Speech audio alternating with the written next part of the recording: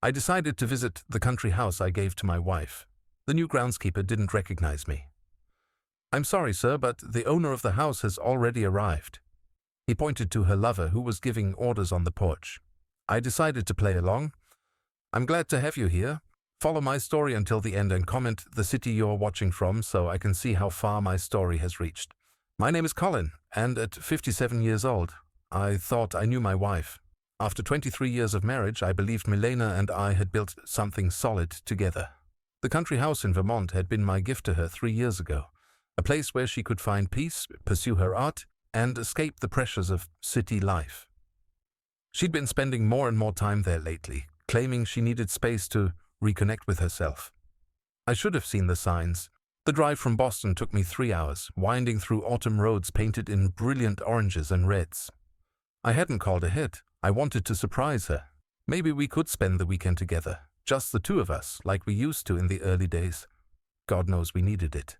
Our conversations had become stilted, formal, like two strangers sharing a house rather than a life. The wrought iron gates came into view around the final bend, and my heart lifted slightly. The property looked magnificent in the fall light, the old colonial house sitting proudly among the maple trees I'd paid $12,000 to have professionally landscaped. Everything appeared perfect from the outside. I pulled up to the gate and pressed the intercom button, expecting it to swing open automatically.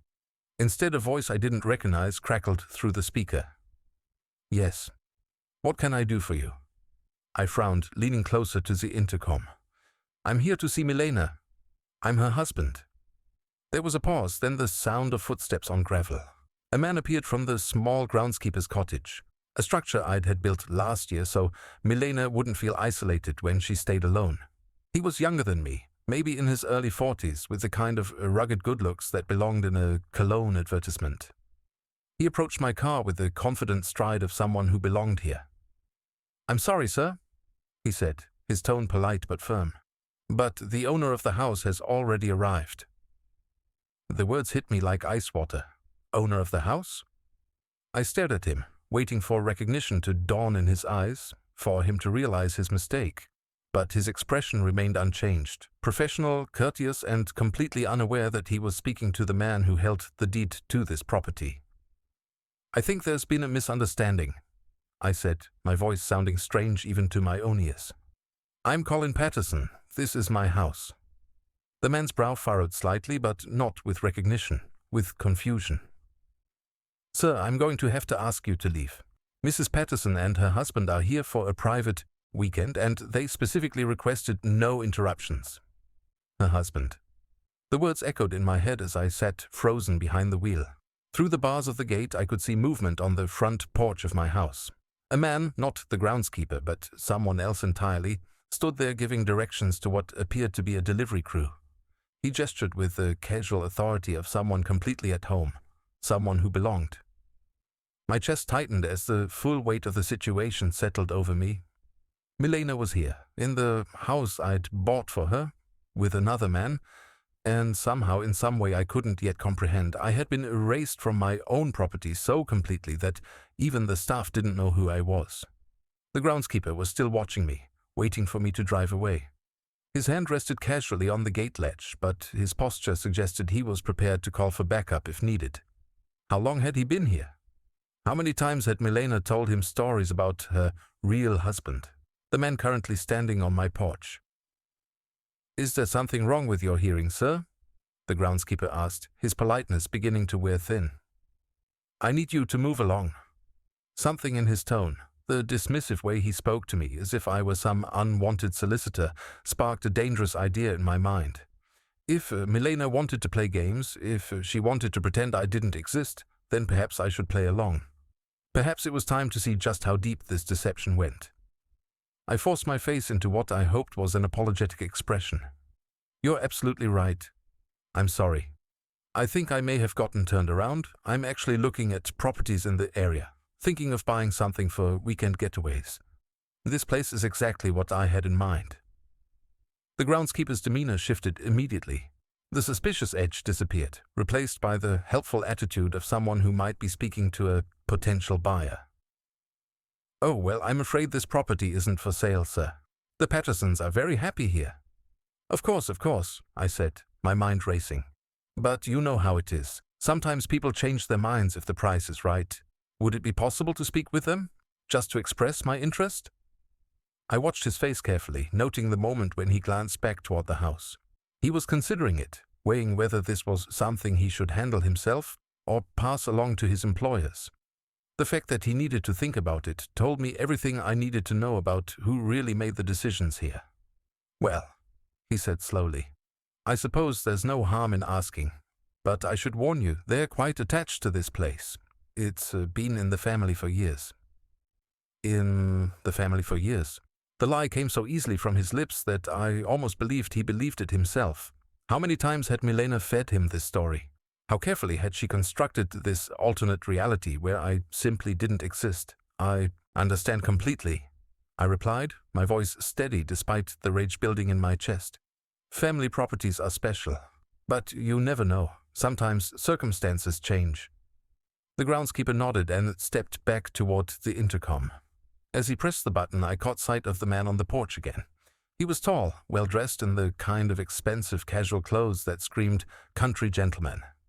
He moved around my porch with the ease of someone who had been there many times before, someone who knew where everything belonged. Mrs. Patterson, there's a gentleman here interested in the property, says he might want to make an offer. I held my breath, waiting for Milena's voice to crackle through the speaker. When it came, it was warm, welcoming, the same tone she used to use with me before everything went cold between us. How wonderful! Send him up to the house. Richard and I would be happy to chat with him. Richard. So the man on my porch had a name. The gate began to swing open with a mechanical hum that I'd heard hundreds of times before, but this time, instead of feeling like I was coming home, I felt like I was entering enemy territory. As I drove up the familiar gravel drive, past the flower beds I'd paid to have professionally designed, toward the house where I'd planned to spend my retirement years, one thought echoed through my mind with crystalline clarity. I was about to meet the man my wife had replaced me with, and he had no idea he was about to shake hands with a ghost. The crunch of gravel under my tires sounded different somehow, as if the very driveway was rejecting my presence. I parked beside a sleek black Mercedes that I didn't recognize, a car that cost more than most people's annual salary, judging by the pristine condition and luxury model. Everything about it screamed success, confidence, belonging, everything I apparently no longer possessed in my own home. Richard appeared on the porch before I'd even turned off the engine. Up close, he was even more imposing than I'd glimpsed from the gate. Probably 6'2", with silver-gray hair that looked professionally styled and a tan that spoke of recent vacations in expensive places. He wore a cream-colored cashmere sweater and dark slacks that probably cost more than I spent on clothes in 6 months. When he smiled, it was the practiced smile of someone accustomed to making good first impressions. "You must be our potential buyer," he called out, striding down the steps with his hand extended. "Richard Patterson. Welcome to our little slice of paradise." Richard Patterson. He'd taken not just my wife, not just my house, but my last name as well. I shook his hand, noting the firm grip, the expensive watch on his wrist, the confident way he held eye contact. "James Morrison," I replied, pulling the false name from somewhere deep in my shocked brain. "Thank you for agreeing to see me on such short notice." "Not a problem at all," Richard said, his voice carrying the smooth confidence of someone who'd never doubted his place in the world. "Milena and I were just discussing how this property has such good energy that it practically sells itself. Come on up to the house. She's preparing some coffee." He turned and walked toward the front door, my front door, with the casual ownership of someone who'd walked that path 1,000 times. I followed, noting how he paused to straighten a planter that had shifted slightly, how he automatically held the door open with a muscle memory of routine. This wasn't recent. Whatever this was had been going on for a long time. The interior of the house hit me like a physical blow. It had been completely transformed since my last visit 6 months ago. Gone were the neutral tones and simple furniture I'd helped Milena choose. Instead, the living room was decorated in rich burgundies and golds, with artwork I'd never seen before hanging on walls I'd paid to have painted. Expensive Persian rugs covered the hardwood floors I'd had refinished 3 years ago. But it wasn't just the decor, it was the feeling of the space itself. The house felt lived in, settled, as if two people had been building a life here together for years. Family photos sat on the mantelpiece, photos that featured Milena and Richard in various poses of domestic bliss.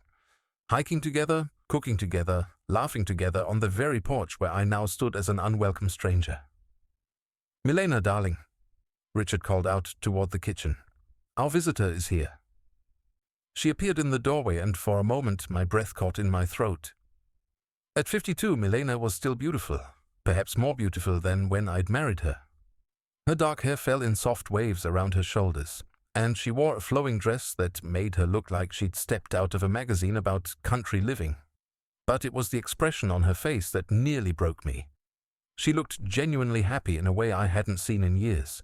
When her eyes met mine, there wasn't even a flicker of recognition. No shock, no guilt, no fear. She looked at me the same way she might look at any stranger who'd wandered into her perfect life. "You must be James," she said, moving forward with her hand outstretched. "I'm Milena Patterson. Richard's told me you are interested in the property." I took her hand, the same hand that had worn my wedding ring for 23 years, though now it bore a different band entirely, and managed to find my voice. "That's right. I hope you don't mind me saying, but you have the most beautiful home I've ever seen." Her face lit up with genuine pride. "Thank you so much. Richard and I have put a lot of love into this place. It's been our sanctuary for the past few years." "The past few years, not months, years." "Please sit down," Richard said, gesturing toward the sofa, a piece of furniture I'd never seen before that probably cost more than my car. "Milena makes the most incredible coffee. We get the beans specially imported from a little farm in Guatemala." As they moved around each other in the living room, I watched their interactions with a mixture of fascination and horror. There was an easy intimacy between them, a natural rhythm that spoke of countless mornings spent together, countless evenings sharing this space. Richard's hand found the small of Milena's back as she passed him. She automatically straightened his collar when she noticed it was slightly askew. These were the unconscious gestures of a couple deeply comfortable with each other. "So, James," Milena said as she settled into the chair across from me, my favorite reading chair that I'd bought from an antique shop in Cambridge 7 years ago. "What draws you to this area? It's rather off the beaten path." I'd prepared for this question during the drive up from the gate. "I'm recently retired," I said, which wasn't entirely a lie. "I've been looking for somewhere peaceful to write my memoirs. The isolation appeals to me." "How wonderful," she said, and I could hear genuine enthusiasm in her voice. "What sort of work were you in?" "Finance," I replied, choosing something vague enough to avoid follow-up questions. "Corporate consulting mostly. Nothing very interesting." Richard leaned forward with interest. "You know, that's exactly the kind of background this area could use more of. Too many of the old families have let their properties run down because they don't understand modern financial planning." The irony wasn't lost on me. Richard was sitting in my house wearing my wife's attention like a comfortable sweater, lecturing me about financial planning. "The previous owner was exactly that type," Milena added, settling back in her chair with her coffee cup cradled in her hands. "A sweet man, but completely impractical when it came to money matters. He bought this place as some sort of investment, but he never really understood how to maintain a property like this." "Previous owner." I gripped my own coffee cup tighter, using the heat to keep my hands from shaking. "What happened to him?" I asked, surprised at how steady my voice sounded. Richard and Milena exchanged a look, one of those wordless communications that couples develop over time. "Divorce," Milena said with a slight shrug. "His wife finally got tired of his financial irresponsibility and took him to the cleaners. Poor man had to sell everything just to pay the settlement." The room spun slightly around me. In her version of events, I was the failed husband. I was the one who'd been left behind, the one who'd lost everything. She'd rewritten our entire history to make herself the victor in a story I didn't even know we were writing. "That's unfortunate," I managed to say. "It really was," she continued, warming to her subject. "But it worked out perfectly for Richard and me. We'd been looking for exactly this kind of property for months. The timing was almost too good to be true. Almost like it was meant to be." Richard added, reaching over to squeeze her hand. As I watched my wife of 23 years smile lovingly at another man in the house I'd bought for her while she told stories about my own demise, one thought crystallized in my mind with perfect clarity.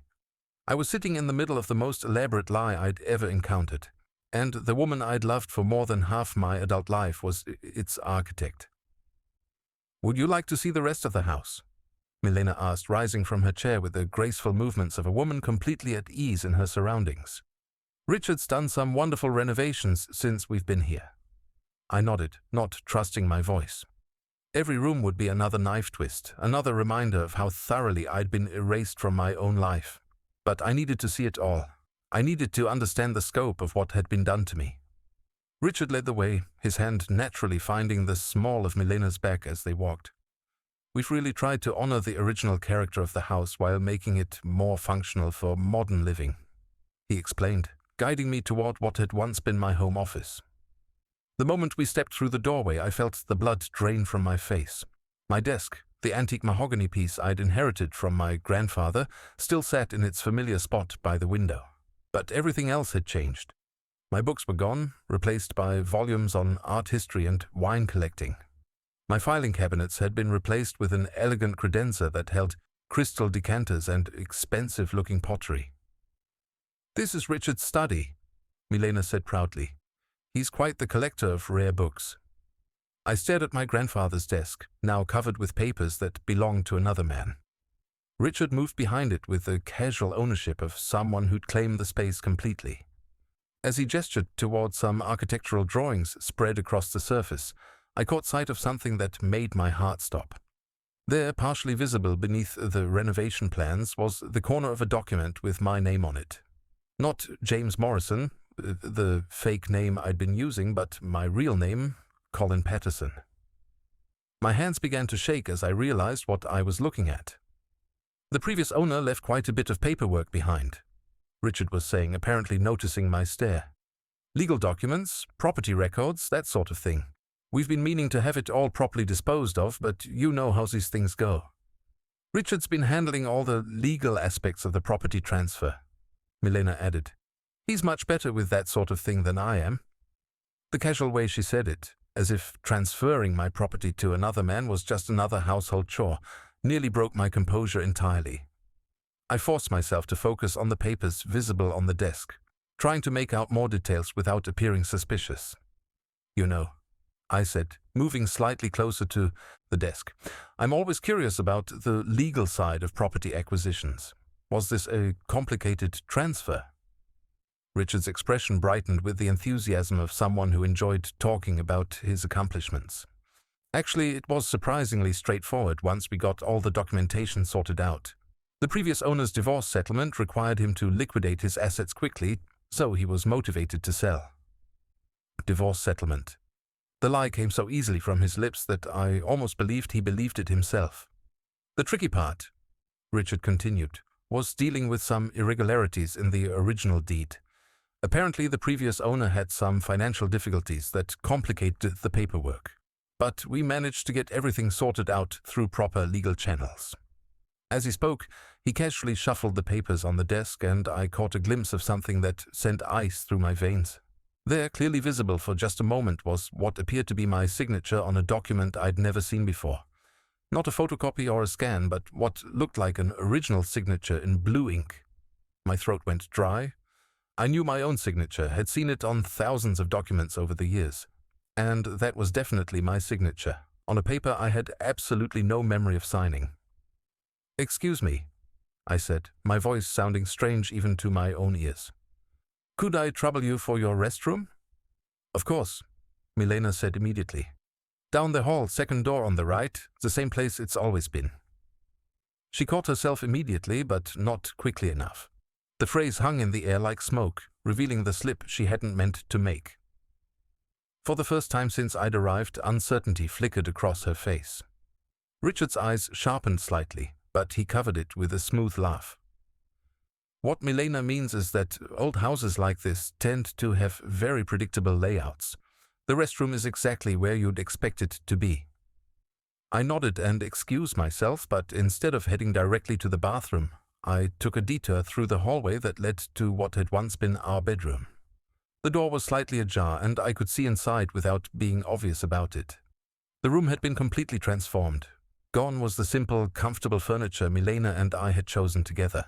In its place was an elaborate bedroom suite that looked like it belonged in a luxury hotel.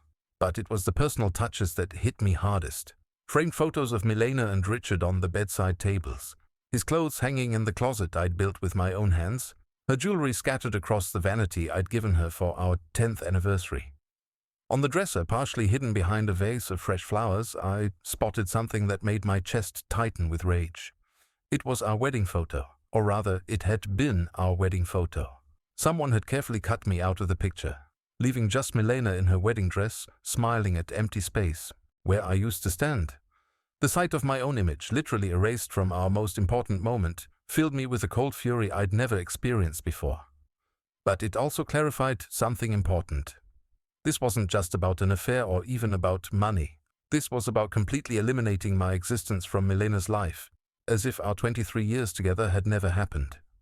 I forced myself to continue to the bathroom, where I splashed cold water on my face and tried to process what I'd seen. The forged signature, the casual lies about property transfers, the methodical erasure of our shared history. It all pointed to something far more calculating than a simple extramarital affair.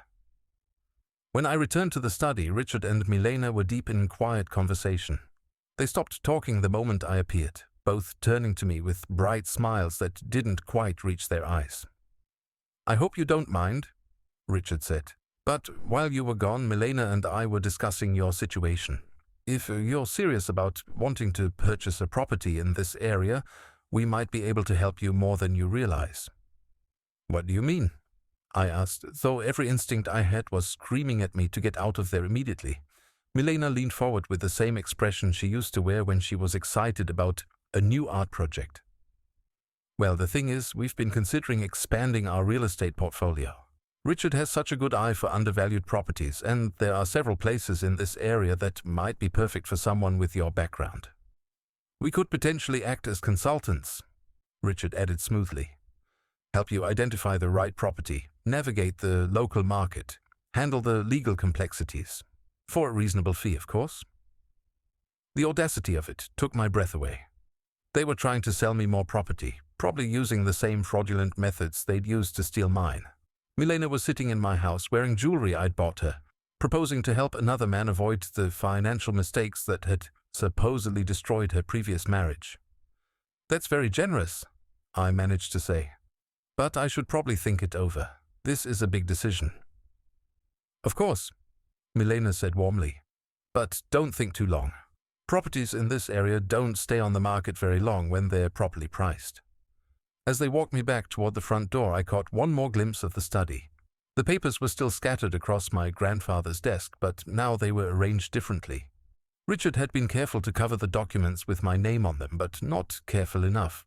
I could still see the edge of what looked like a deed transfer and the corner of what might have been a power of attorney. Standing on the porch where I'd said goodbye to Milena countless times before, shaking hands with the man who'd stolen my life, I realized something that chilled me to the bone. They weren't just thieves. They were professionals. This wasn't Richard's first time doing this, and it wouldn't be his last. "We'll be in touch soon," Richard said, his grip firm and confident. "I have a feeling this is going to work out very well for all of us." As I walked back to my car, I could feel them watching me from the porch. When I turned back for one last look at the house I'd bought with 20 years of careful saving, I saw Milena waving goodbye with the same gesture she'd used when I left for business trips. But now I understood the truth. She hadn't been saying goodbye to her husband leaving for work. She'd been practicing for the day she'd wave goodbye to me forever. The drive back to Boston passed in a blur of rage and disbelief. My hands gripped the steering wheel so tightly that my knuckles had gone white, and every few miles I had to pull over to catch my breath. The image of my forged signature kept flashing through my mind, along with Milena's casual dismissal of our 23-year marriage as the failed relationship of an impractical man. By the time I reached my apartment, the small sterile place that had become my refuge since Milena started spending all her time at our country house, it was nearly midnight, but sleep was impossible. Instead, I sat at my computer and began researching Richard Patterson, the man who had stolen my life. What I found in those first few hours of searching made my blood run cold. Richard Patterson wasn't just a name my wife's lover had adopted. It was an identity he'd constructed with meticulous care. According to public records, Richard Patterson had been born 53 years ago in Connecticut, had attended prestigious schools, and had worked in international consulting before retiring early to pursue private investments. On paper, he was exactly the kind of man a woman like Milena would find attractive, successful, sophisticated, financially secure. But as I dug deeper, using the investigative skills I'd developed during my years in corporate finance, cracks began to appear in the perfect facade. The Connecticut birth records were real, but they belonged to a Richard Patterson who had died in a car accident 28 years ago at the age of 25. The school records existed, but when I cross-referenced them with alumni databases, there was no trace of anyone matching the description of the man I'd met. The consulting firm he'd supposedly worked for had been dissolved 15 years ago, leaving no paper trail of his employment. Richard Patterson, the man currently sleeping in my bed with my wife, was a ghost, a carefully constructed identity built on the bones of a dead man's life. I spent the next 3 days consuming every piece of information I could find about identity theft, real estate fraud, and something called romance scams. What I discovered made me sick to my stomach. Richard wasn't just a simple con artist. He was part of a sophisticated network that targeted wealthy, lonely women, wormed their way into their lives, and systematically stripped them of their assets. The pattern was always the same. Identify a vulnerable target, create an attractive false identity, establish an emotional connection, isolate the victim from their support network, and then manipulate them into transferring property or assets. By the time the victims realized what had happened, the perpetrators had vanished, leaving behind nothing but forged documents and broken lives. But there was something different about Milena's case. In every other instance I could find, the victims had eventually discovered the truth and attempted to seek justice. My wife, however, seemed to be a willing participant in her own deception. She wasn't just a victim, she was an accomplice. The realization hit me like a physical blow. Milena hadn't been seduced and manipulated. She had actively chosen to betray me, to rewrite our history, to steal my property and give it to another man. The woman I'd loved for more than half my adult life had looked at our marriage and decided it was worth less than whatever Richard had promised her. On the fourth day, I made a decision that would have seemed impossible a week earlier. I hired a private investigator. Margaret Chen came highly recommended by my lawyer, who had handled enough messy divorces to know the value of professional investigation. She was a small, precise woman in her early 60s who spoke with the calm authority of someone who'd seen every possible variation of human betrayal. "Your wife's boyfriend has done this before," she told me after reviewing the information I'd gathered. We were sitting in her office in downtown Boston, surrounded by filing cabinets full of other people's shattered lives. The Richard Patterson identity is just his latest creation. We've been tracking this particular individual for 3 years now. My heart stopped. "You know who he really is?" Margaret nodded grimly. "His real name is Robert Palmer, originally from Michigan. He's 47 years old, has a criminal record dating back to his 20s, and has been running sophisticated romance scams across New England for at least a decade. Your wife is his 4th victim that we know of." 4th victim. The words echoed in my head as Margaret spread out a series of photographs on her desk. Each one showed Robert Palmer, Richard Patterson, with a different woman. All of them were attractive, well-dressed, and middle-aged. All of them were smiling at the camera with the same expression of contentment I'd seen on Milena's face. "What happened to the others?" I asked, though I wasn't sure I wanted to hear the answer. "The first one, Sandra Mitchell from Maine, lost her house and her life savings before she figured out what was happening. She tried to press charges, but Palmer had already moved on. The second victim, Patricia Wayne from New Hampshire, actually married him before discovering the truth. She's still fighting to recover her assets through the courts." Margaret pulled out another photograph, this one showing a woman who looked remarkably similar to Milena. Dark hair, elegant features, the kind of refined beauty that suggested education and social status. The third victim was Jennifer Rothschild from Massachusetts. She was a widow with substantial assets, much like your wife's situation. Palmer convinced her to transfer ownership of her late husband's real estate portfolio to him for tax purposes. By the time she realized what had happened, he'd sold everything and disappeared. And Milena? Margaret's expression grew even more serious. Your wife's case is different. In the previous instances, Palmer targeted women who were isolated, widows, divorces, women who had few close family connections to interfere with his plans. But your wife is still married. She has a husband who could potentially discover the fraud and take action to stop it. The implication hung in the air between us like a toxic cloud. You think he's planning to get rid of me permanently? I think, Margaret said carefully, that your wife's cooperation in this scheme suggests a level of planning that goes beyond simple financial fraud. The forged documents you saw, the systematic erasure of your presence from the property, the stories about your supposed divorce. These aren't the actions of a woman who's been manipulated. These are the actions of someone who's actively participating in making you disappear. She leaned forward, her eyes holding mine with uncomfortable intensity. Mr. Patterson, I need you to understand something very important. In 2 of Palmer's previous cases, the victims' former partners died in what appeared to be accidents shortly before the financial transfers were completed. A car crash in Maine, a drowning accident in New Hampshire. Both deaths removed the last potential obstacles to Palmer's plans. The room seemed to tilt around me. I gripped the arms of my chair, struggling to process what Margaret was telling me. Milena wasn't just stealing my property, she was helping to plan my elimination. What do I do? I asked, surprised at how steady my voice sounded.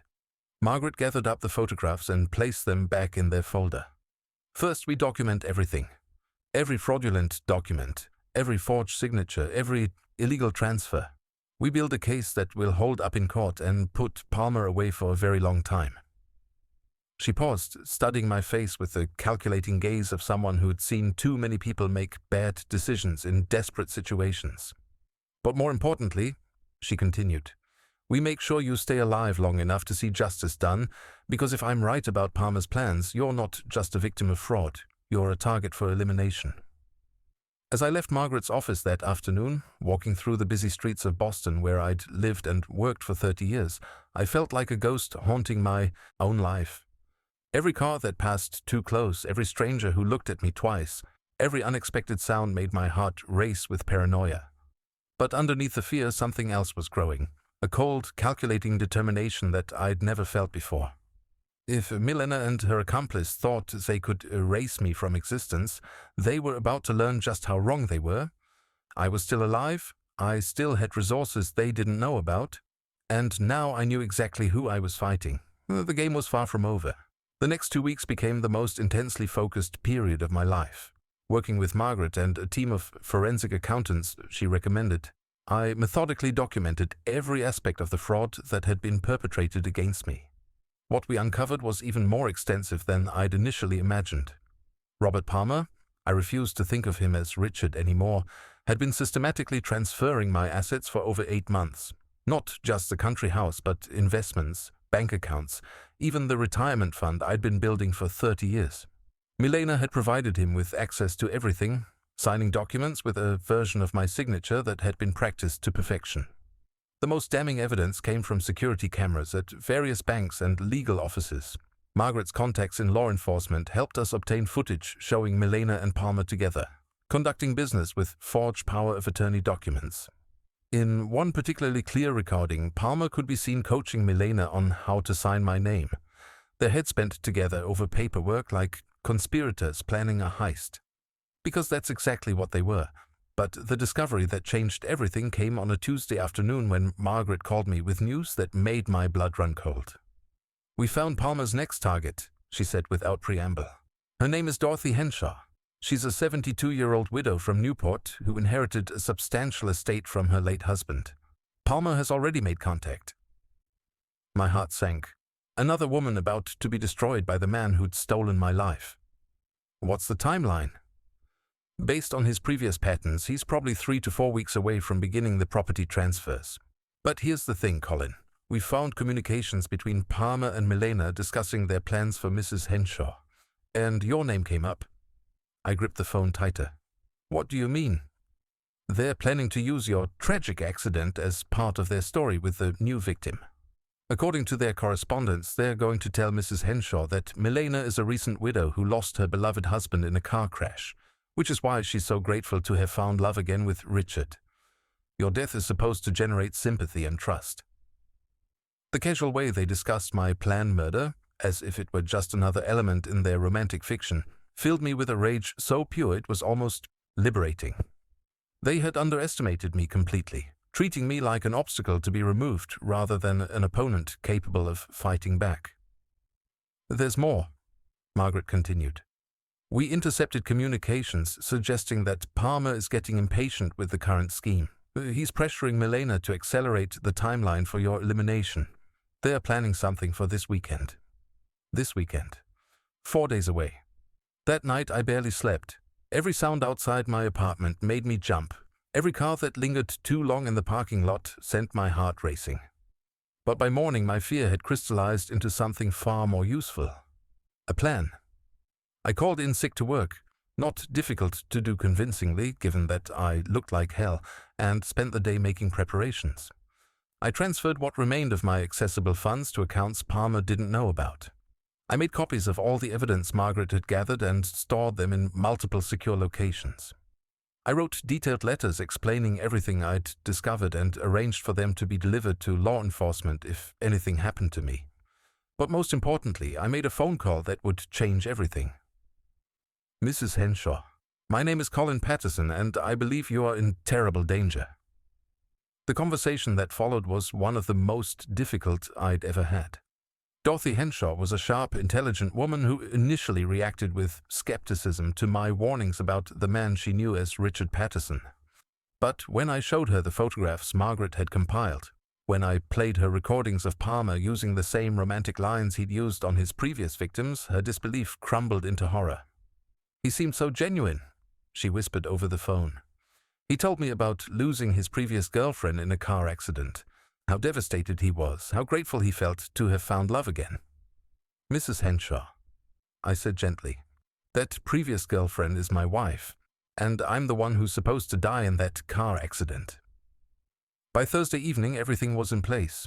Dorothy Henshaw had agreed to cooperate with law enforcement, wearing recording equipment during her scheduled meeting with Palmer the following evening. Federal agents brought in because Palmer had crossed state lines were positioned to make arrests the moment financial documents were presented for signature. But I had one more card to play, a personal confrontation that would ensure Milena understood exactly what she had lost. I drove to the country house on Friday morning, timing my arrival for when I knew Palmer would be away, meeting with his legal contacts about the Dorothy Henshaw scheme. The same groundskeeper let me through the gate, still believing I was James Morrison, the potential buyer who'd visited weeks earlier. Milena was in the garden, tending to flowers I'd helped her plant 3 years ago. She looked up with surprise when she saw me approaching, but her expression quickly shifted to the polite smile she reserved for unwanted guests. James, she said, straightening up and brushing dirt from her hands. This is unexpected. Richard isn't here right now, but I'm sure he'll be back soon if you'd like to wait. I stood there looking at her, really looking at her, for the first time in months. She was still beautiful, still carried herself with the grace that had first attracted me 24 years ago. But now I could see the hardness in her eyes, the calculation behind her smile. I'm not here to see Richard, I said quietly. I'm here to see you, Milena. She blinked, and for just a moment, genuine confusion crossed her face. I'm sorry, but do we know each other? I don't think we've been properly introduced. The audacity of it, standing in the garden of the house I'd bought for her, wearing earrings I'd given her for our anniversary, pretending we were strangers, finally broke the last restraints on my anger. 23 years, I said, stepping closer. 23 years of marriage, and you can look me in the eye and pretend you don't know who I am. The color drained from her face. She took a step backward, her hand instinctively moving to her throat, where she still wore the locket I'd given her on our first anniversary. Colin, she whispered, and hearing my real name from her lips after weeks of being treated like a ghost sent a shiver down my spine. Did you really think I wouldn't figure it out? I asked, my voice deadly calm. Did you think you could steal my life, plan my murder, and I'd just disappear quietly? Her mouth opened and closed soundlessly. For the first time since this nightmare began, Milena looked genuinely terrified. I know about Robert Palmer, I continued. I know about his previous victims. I know about the forged documents, the stolen assets, the whole elaborate scheme you've been running. And I know about your plans for this weekend. Tears began to stream down her cheeks, but I felt no sympathy. These weren't tears of remorse. They were tears of panic at being caught. It wasn't supposed to happen like this, she finally managed to say. You were never supposed to find out. Find out that my wife was planning to have me killed? No, I imagine that was meant to stay secret. She shook her head frantically. It's not what you think, Colin. Robert said we could just disappear, start over somewhere else. He said you'd be better off without me anyway. The pathetic attempt at justification, as if murdering me would somehow be doing me a favor, filled me with disgust. This woman who'd shared my bed, my dreams, my life for more than 2 decades had convinced herself that my death would be a kindness. Where is he, Milena? Where's Robert right now? She wiped her eyes with the back of her hand, leaving streaks of mascara across her cheeks. He's meeting with lawyers in Newport about another property investment. He'll be back tonight. But he wouldn't be back tonight. At this very moment, Robert Palmer was being arrested by federal agents while attempting to defraud Dorothy Henshaw. The carefully constructed life he'd built with my wife was crashing down around him, and soon it would be Milena's turn to face the consequences of her choices. There's something you should know, I said, watching her face carefully. Robert's been arrested. The FBI has been watching him for weeks, documenting everything. They have recordings, photographs, financial records, everything they need to put him away for the rest of his life. Milena's legs seemed to give out beneath her. She sank down onto the garden bench, her face a mask of shock and despair. And they have evidence of your involvement, too, I continued. Every forged signature, every fraudulent document, every asset transfer, it's all documented. You're going to prison, Milena, for a very long time. She looked up at me then, and for a moment I saw a flicker of the woman I'd once loved. Vulnerable, frightened, desperate. Colin, please, she whispered. I know I made terrible mistakes, but we can fix this. We can work something out. But it was too late for that. Far too late. The only thing you can do now, I said, turning to walk away, is hope that the prosecutor shows you more mercy than you showed me. As I reached the gate, I heard her calling my name, her voice breaking with desperation. But I didn't look back. The woman crying in that garden wasn't my wife anymore. She was a stranger who'd worn Milena's face while plotting my destruction. And now she would face the consequences of her choices alone. 6 months later, I sat in a federal courthouse in Boston, watching as Milena Patterson, she'd kept my name even after everything, was sentenced to 12 years in prison for conspiracy to commit fraud, identity theft, and accessory to attempted murder. Robert Palmer had already been sentenced to 25 years without the possibility of parole, his long history of similar crimes finally catching up with him. The woman in the orange jumpsuit bore little resemblance to the elegant socialite who'd once graced my arm at charity galas and dinner parties. Prison had stripped away the careful makeup, the expensive clothes, the polished facade that had hidden her true nature from me for so many years. When the judge read her sentence, she didn't cry or plead or show any sign of the vulnerability she'd tried to use to manipulate me during our final confrontation. She just looked empty, hollow, like a shell of a person who'd finally run out of lies to tell. As the bailiff led her away in shackles, she turned to look at me one last time. Our eyes met across the courtroom, and I felt nothing. No anger, no sadness, no lingering love for the woman I'd spent 23 years trying to make happy. Just the quiet satisfaction of seeing justice served. The federal prosecutor, a sharp woman named Amanda Torres, who'd become something of a specialist in Palmer's type of fraud, approached me as the courtroom emptied. Mr. Patterson, I wanted to thank you again for your cooperation in this case. Without your willingness to come forward and work with law enforcement, Palmer would have continued victimizing innocent people. I shook her hand, thinking about Dorothy Henshaw, who'd sent me a heartfelt letter thanking me for saving her from financial ruin. It was the right thing to do. The asset recovery team will have your property fully restored within the next 30 days. Torres continued. All fraudulent transfers have been reversed and you should have complete access to your accounts by the end of the week. I nodded, though the money and property felt less important now than they had 6 months ago. The real victory wasn't getting my assets back, it was getting my life back. Outside the courthouse, Margaret Chen was waiting for me with a small smile that suggested satisfaction at a job well done. "So," she said as we walked toward the parking garage, "what are your plans now? Are you going to keep the country house?" I'd been thinking about that question for weeks. The house in Vermont held too many memories. Not just of the betrayal, but of the years when I'd been genuinely happy there with a woman who'd never really existed. The Milena I'd loved had been a carefully constructed fiction, as false as Richard Patterson's identity. "I'm selling it," I said. "I've already found a buyer, a young couple with 2 kids who will actually appreciate what it has to offer." Margaret nodded approvingly. "Starting fresh?" "Exactly. And that's what I was doing.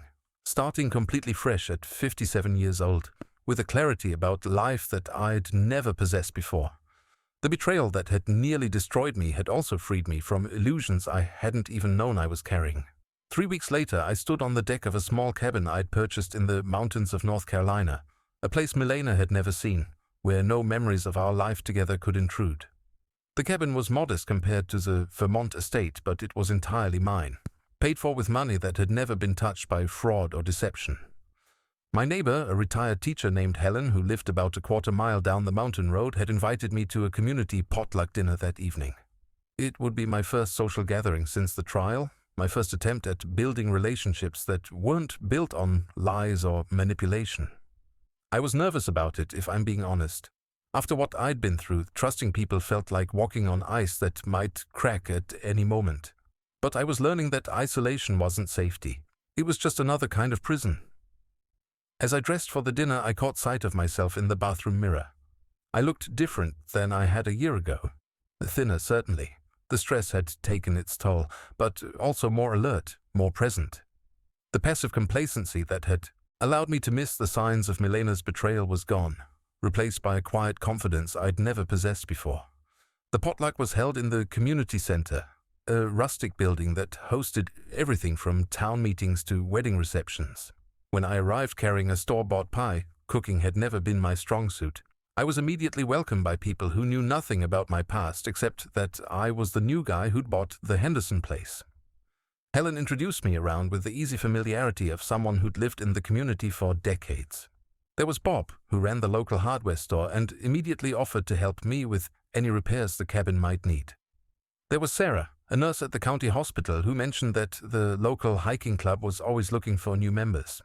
There was Tom, a retired mechanic who owned the garage down in the valley and said I should bring my car by for a tune-up before winter. These were genuine offers of friendship and assistance, made without expectation of anything in return. The contrast to the calculated manipulation I'd lived with for years was so stark it was almost overwhelming. As the evening progressed, I found myself relaxing in a way I hadn't in months. When Bob told a story about his grandson's attempts to help with yard work, I laughed without calculating whether my response was appropriate. When Sarah mentioned that her book club was reading a mystery novel that reminded her of something that might interest me, I accepted her offer to lend me a copy without wondering what she might want from me in return. This was what normal human interaction felt like. This was what I'd forgotten during all those years of walking on eggshells around Milena's moods and needs and carefully orchestrated social performances. Driving home that night along the dark mountain roads, I felt something I hadn't experienced in years: contentment. Not the desperate happiness of someone trying to convince himself that his life was working, but the quiet satisfaction of someone whose life actually was working. Back at the cabin, I made myself a cup of coffee and sat on the deck, looking out at stars that were invisible in the light-polluted skies of Boston. The silence was complete except for the occasional call of an owl or the rustle of leaves in the wind.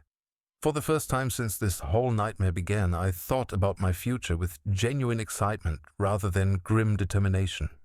I was 57 years old, financially secure and completely free to build whatever life I wanted. There were books I wanted to read, places I wanted to travel, friendships I wanted to cultivate without the toxic influence of someone who saw every relationship as an opportunity for manipulation. I thought about Milena sitting in her federal prison cell, probably still trying to figure out how to work the system to her advantage. The woman who'd been so focused on appearances and social status was now wearing identical clothes to murderers and drug dealers, eating institutional food, sleeping on a narrow cot in a shared cell. For a moment, I almost felt sorry for her. Then I remembered the casual way she'd discussed my planned murder with her accomplice, and the sympathy evaporated. Some people make their own prisons through their choices, and Milena had constructed hers with remarkable thoroughness. My phone buzzed with a text message from my lawyer, confirming that the sale of the Vermont house had gone through without complications. The final ties to my old life had been severed. The money from the sale, combined with my recovered assets, meant I could live comfortably for the rest of my life without ever working again if I chose. But I was already thinking about what kind of work I might want to do. Something meaningful, something that helped people rather than just generating profit. Maybe something with Margaret's investigative firm, helping other victims of fraud recover their lives. Maybe volunteer work with programs that helped people rebuild after financial crime. I had time to figure it out. For the first time in my adult life, I had unlimited time to discover who I really was when I wasn't desperately trying to make someone else happy. The coffee grew cold as I sat there planning and dreaming under a sky full of stars that belonged to no one and everyone at the same time. In the distance, I could see the lights of Helen's house, warm and welcoming in the darkness. Tomorrow, I would start building the authentic life I'd never known I wanted. Tonight, I was simply grateful to be alive to see another day, something that 6 months ago had been far from guaranteed. I raised my coffee cup in a silent toast to the mountain, to the stars, and to whatever came next. Freedom tasted better than I'd ever imagined.